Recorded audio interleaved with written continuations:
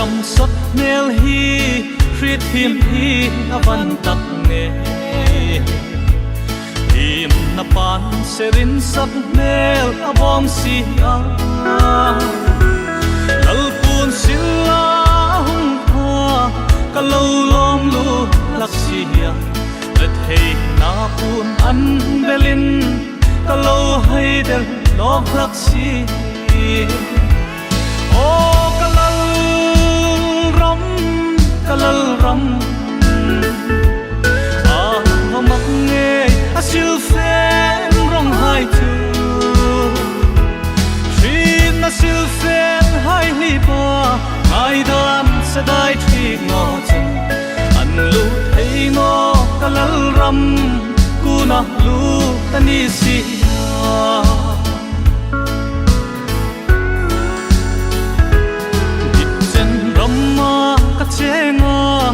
san ngâm nay để si lâu bên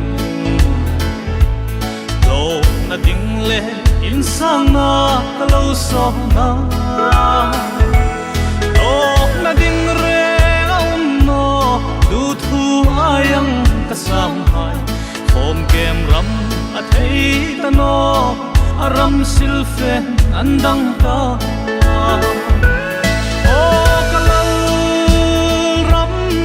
kalal ram va mak nge asil fen rong hai tu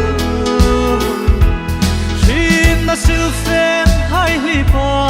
ai dan sadai thi no chen an lu ei no kalal ram ku na lu tani si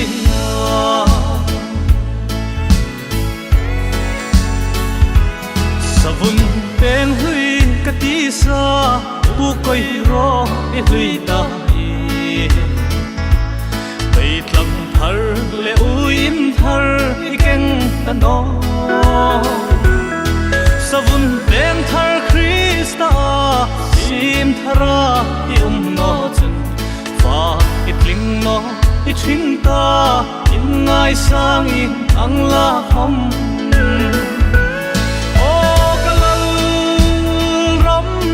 kalal ram va mak nge asil fen rong hai tu thin asil fen hai li pa ai dan sadai thi no chen an lu ei no kalal ram ku na lu tani si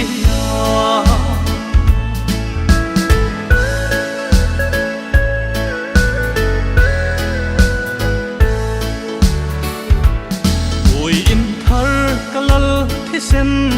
bay trăng thar atak sa chu an sem dari mei angin tharau nge chu kan fa kan don kan hring ta kan zung za ma phang su ta tin kan za tangai no do tu linin rang sin hom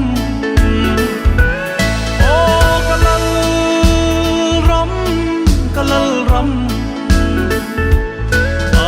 va mak nge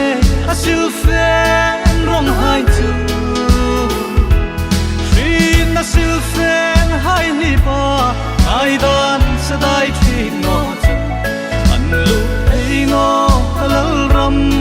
ku na lu tani si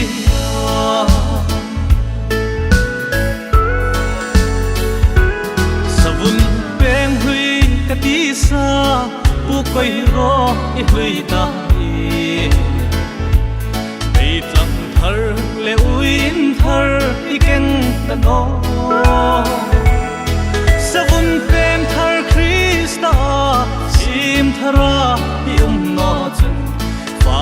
i tling no i thing ta in ngai sang i ang la hom